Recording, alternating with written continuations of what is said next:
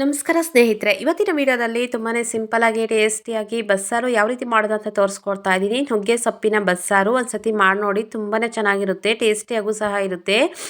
ರಕ್ತ ಕಡಿಮೆ ಇದೆ ಅಂದವರು ಸಹ ವಾರಕ್ಕೆ ಒಂದೆರಡು ಸತಿ ಮಾಡ್ಕೊಂಡು ತಿನ್ನಿ. ಆರೋಗ್ಯಕ್ಕೂ ಅಷ್ಟೇ ತುಂಬಾ ಒಳ್ಳೆಯದು ನುಗ್ಗೆ ಸೊಪ್ಪಿನ ಮಾಡ್ಕೊಂಡು ತಿಂದರೆ. ಹಾಗೆ ನನ್ನ ಚಾನಲನ್ನು ಫಸ್ಟ್ ಟೈಮ್ ಯಾರೆಲ್ಲ ನೋಡ್ತಾ ಇದ್ದೀರಾ ಒಂದು ಸಬ್ಸ್ಕ್ರೈಬ್ ಮಾಡಿ, ಹಾಗೆ ಬೆಲ್ಲೈಕನನ್ನು ಕ್ಲಿಕ್ ಮಾಡಿ. ನಾನು ಹಾಕೋ ವಿಡಿಯೋ ಮೊದಲು ನೋಟಿಫಿಕೇಷನ್ ಆಗಿ ನಿಮಗೆ ಬರುತ್ತೆ. ಹಾಗೆ ಒಂದು ಲೈಕ್ ಮಾಡಿ. ನೋಡಿ, ಆ ಕಪ್ಪಲ್ಲಿ ಮುಕ್ಕಾಲು ಕಪ್ ಆಗುವಷ್ಟು ಹೆಸರು ಕಾಳನ್ನು ಬಳಸ್ತಾ ಇದ್ದೀನಿ. ಹಾಗೆ 1 ಕಪ್ ಆಗುವಷ್ಟು ತೊಗರಿ ಬೇಳೆಯನ್ನು ಬಳಸ್ತಾ ಇದ್ದೀನಿ. ಇವೆರಡೂ ಹಾಕ್ಕೊಂಡು ಚೆನ್ನಾಗಿ ತೊಳ್ಕೊಂಬಂದಿದ್ದೀನಿ. ನೋಡಿ, ನಮಗೆ ಸಾಂಬಾರಿಗೆ ಬೇಕಾಗುವಷ್ಟು ನೀರನ್ನು ಸೇರಿಸ್ಕೋಬೇಕಾಗುತ್ತೆ. ಹಾಗೆ ನನ್ನ ಕೈಯಲ್ಲಿ ಒಂದು 2 ಇಡಿ ಆಗುವಷ್ಟು ನುಗ್ಗೆ ಸೊಪ್ಪನ್ನು ಗಿಡದಲ್ಲಿ ಕಿತ್ಕೊಂಬಂದಿರೋದು. 1-2 ಇಡಿ ಆಗುವಷ್ಟು ನುಗ್ಗೆ ಸೊಪ್ಪನ್ನು ತೊಳೆದುಬಿಟ್ಟು ಹಾಕ್ಕೊತಾ ಇದ್ದೀನಿ. ನುಗ್ಗೆ ಸೊಪ್ಪು ವಾರಕ್ಕೆ ಒಂದೆರಡು ಸತಿ ತಿನ್ನೋದ್ರಿಂದ ರಕ್ತ ಅನ್ನೋದು ಚೆನ್ನಾಗಿ ಉತ್ಪತ್ತಿ ಆಗುತ್ತೆ, ರಕ್ತ ಕಡಿಮೆ ಇದೆ ಅಂದವರು. ಹಾಗೆ ರುಚಿಗೆ ತಕ್ಕಷ್ಟು ಉಪ್ಪನ್ನು ಸೇರಿಸ್ತಾ ಇದ್ದೀನಿ. ಸಾಂಬಾರು ಬೇಕಂದರೆ ಮಾಡ್ಕೋಬೋದು, ಇಲ್ಲಾಂದರೆ ಪಲ್ಯನ ಅಷ್ಟೇ ಮಾಡ್ಕೊಂಡು ತಿಂದರೆ ತುಂಬಾ ಒಳ್ಳೆಯದು. ಈಗ ನೋಡಿ, ಮುಚ್ಚಳ ಕ್ಲೋಸ್ ಮಾಡಿಬಿಟ್ಟು 1-2 ವಿಸಿಲ್ ಹಾಕ್ಸ್ಕೋಬೇಕಾಗುತ್ತೆ. 2 ವಿಸಿಲ್ ಬರುವಷ್ಟೊತ್ತಿಗೆ ಒಂದು ಬಾಣಲಿಗೆ 1-2 ಚಮಚ ಆಗುವಷ್ಟು ಎಣ್ಣೆಯನ್ನು ಸೇರಿಸ್ತಾ ಇದ್ದೀನಿ. ಅಷ್ಟೊತ್ತಿಗೆ ಮಸಾಲೆಗೆ ರೆಡಿ ಮಾಡ್ಕೋಬೇಕಾಗುತ್ತೆ, ಖಾರಕ್ಕೆ ಹಾಕ್ಕೋಬೇಕಾಗುತ್ತೆ. ಈಗ ಇದಕ್ಕೆ 1 ಗಡ್ಡೆ ಆಗುವಷ್ಟು ಈರುಳ್ಳಿ, 1 ಗಡ್ಡೆ ಆಗುವಷ್ಟು ಬೆಳ್ಳುಳ್ಳಿಯನ್ನು ಹಾಕ್ಕೊತಾ ಇದ್ದೀನಿ. ಇವೆರಡನ್ನೂ ಫ್ರೈ ಮಾಡ್ಕೋಬೇಕಾಗುತ್ತೆ. ಅರ್ಧ ಭಾಗದಷ್ಟು ಫ್ರೈ ಆಗಿದೆ ನೋಡಿ, ಅರ್ಧ ಭಾಗದಷ್ಟು ಫ್ರೈ ಮಾಡ್ಕೊಂಬಿಟ್ಟು 2 ಟೊಮೊಟೊವನ್ನು ಕಟ್ ಮಾಡಿಬಿಟ್ಟು ಸೇರಿಸ್ತಾ ಇದ್ದೀನಿ. ಟೊಮೊಟೊ ಆಪ್ಷನಲ್ಲು, ಹಾಕಿದ್ರೂ ಓಕೆ, ಹಾಕಿಲ್ಲ ಅಂದ್ರೂ ಹಾಗೇನೂ ಮಾಡ್ಕೋಬೋದು, ಚೆನ್ನಾಗಿರುತ್ತೆ. ನಾನು 2 ಟೊಮೊಟೊವನ್ನು ಬಳಸ್ತಾ ಇದ್ದೀನಿ. ಇಷ್ಟನ್ನು ಹಾಕ್ಕೊಂಡು ಚೆನ್ನಾಗಿ ಫ್ರೈ ಮಾಡ್ಕೋಬೇಕಾಗುತ್ತೆ. ಟೊಮೊಟೊ ಮತ್ತು ಈರುಳ್ಳಿ, ಬೆಳ್ಳುಳ್ಳಿ ಎಲ್ಲ ಸ್ವಲ್ಪ ಸಾಫ್ಟ್ ಆಗೋವರೆಗೂ ಚೆನ್ನಾಗಿ ಫ್ರೈ ಮಾಡ್ಕೋಬೇಕು. ಫ್ರೈ ಆಗಿದೆ ನೋಡಿ ಇವಾಗ ಚೆನ್ನಾಗಿ. ಈಗ ಸ್ಟವ್ ಆಫ್ ಮಾಡಿಬಿಟ್ಟು ಸೈಡ್ಗೆ ಇಡ್ತಾ ಇದ್ದೀನಿ. ಅಷ್ಟೊತ್ತಿಗೆ ವಿಸಿಲಿನೂ ಅಷ್ಟೇ ಬಂದಿದೆ. 2 ವಿಸಿಲ್ ಬಂದಮೇಲೆ ತಣ್ಣಕ್ಕೆ ಆದಮೇಲೆ ತೆಗೆದು ತೋರಿಸ್ತಾ ಇದ್ದೀನಿ ನೋಡಿ. ಬೇಳೆಕಾಳುಗಳೆಲ್ಲ ಬೆಂದಿರುತ್ತೆ, ಸೊಪ್ಪು ಅಷ್ಟೇ ಬೆಂದಿರುತ್ತೆ. ತೊಗರಿಬೇಳೆ ಮತ್ತು ಹೆಸರುಕಾಳು ಎರಡೂ ಬೆಂದಿದೆ ನೋಡಿ. ಈಗ ನಾನು ಇದನ್ನು ಫಿಲ್ಟ್ರ್ ಮಾಡ್ಕೋಬೇಕಾಗುತ್ತೆ. ನೋಡಿ, ಒಂದು ಬಟ್ಲಿಗೆ ಇಕ್ಕೊಂಡು ಅದರೊಳಗೆ ಹಾಕ್ಕೊಂಡು ಸಪ್ರೇಟ್ ಮಾಡ್ಕೊತಾ ಇದ್ದೀನಿ ಕಾಳು ಮತ್ತು ನೀರನ್ನು. ನೋಡಿ, ಬಗ್ಸ್ಕೊಂಡು ಸೈಡ್ಗೆ ಇಟ್ಕೊತಾ ಇದ್ದೀನಿ.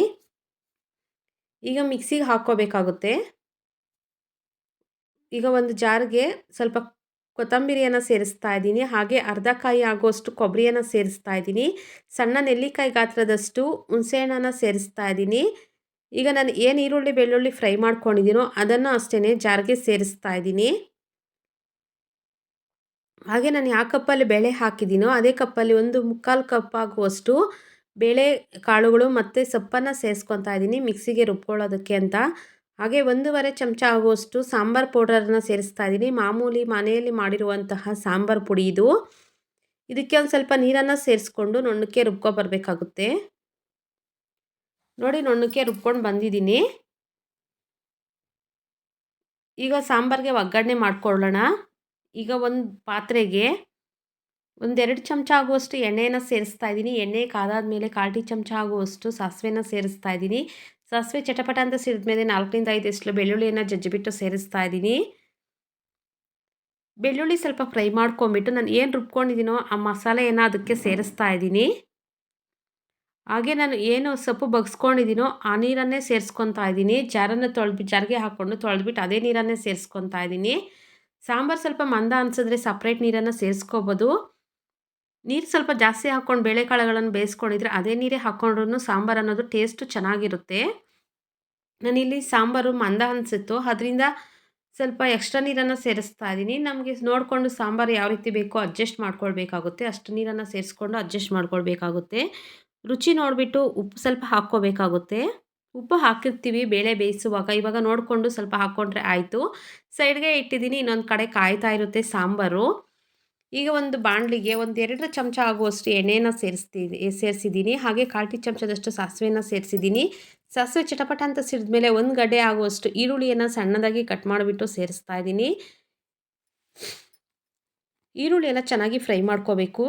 ಸ್ವಲ್ಪ ಕಲರ್ ಚೇಂಜ್ ಆಗೋವರೆಗೂ ಚೆನ್ನಾಗಿ ಫ್ರೈ ಮಾಡ್ಕೋಬೇಕು. ಹಾಗೆ 4-5 ಒಣಗಿದ ಮೆಣಸಿನ್ಕಾಯಿನ ಸೇರಿಸ್ತಾ ಇದ್ದೀನಿ.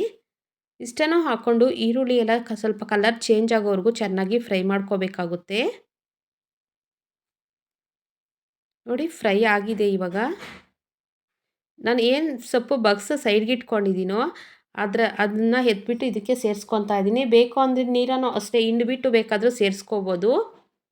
ನೀಟಾಗಿ ನೀರೆಲ್ಲ ಹಿಂಡಾಕ್ಬಿಟ್ಟು ಸೇರಿಸ್ಕೋಬೋದು. ಒಂದು 2 ನಿಮಿಷ ಚೆನ್ನಾಗಿ ಮಿಕ್ಸ್ ಮಾಡಿಕೊಂಡು ಫ್ರೈ ಮಾಡಿಕೊಂಡ್ರೆ ಆಯಿತು. ಪಲ್ಯನೂ ಅಷ್ಟೇ ರೆಡಿ ಆಗುತ್ತೆ. ಒಂದು 2 ನಿಮಿಷ ಆದರೆ ಸಾಕಾಗುತ್ತೆ. ಕ್ಲೀನಾಗಿ ಮಿಕ್ಸ್ ಮಾಡಿಕೊಂಡು ಒಂದು 2 ನಿಮಿಷ ಫ್ರೈ ಮಾಡ್ಕೊಂಡು ಮಿಕ್ಸ್ ಮಾಡಿಕೊಂಡ್ರೆ ಆಯಿತು. ಪಲ್ಯನೂ ಅಷ್ಟೇ ರೆಡಿ ಆಗಿದೆ. ನೋಡಿ ಸೈಡ್ಗೆ ತೆಗ್ದು ಇಟ್ಕೊತಾ ಇದ್ದೀನಿ. ಈಗ ಸಾಂಬಾರೂ ಅಷ್ಟೇ ಕಾದಿದೆ. ಒಗ್ಗರಣೆ ಎಲ್ಲ ಹಾಕ್ಬಿಟ್ಟು ಇಟ್ಟಿದ್ದೀನಿ. ಸಾಂಬಾರೂ ಅಷ್ಟೇ ಒಂದು 4ರಿಂದ 5 ಕುದಿ ಬಂದರೆ ಆಯಿತು. ಸಾಂಬಾರೂ ಅಷ್ಟೇ ರೆಡಿ ಆಗಿದೆ. ಇದೇ ರೀತಿ ಟ್ರೈ ಮಾಡಿ ನೋಡಿ. ತುಂಬಾ ಚೆನ್ನಾಗಿರುತ್ತೆ. ಟೇಸ್ಟಿಯಾಗೂ ಸಹ ಇರುತ್ತೆ. Thank you for the watching.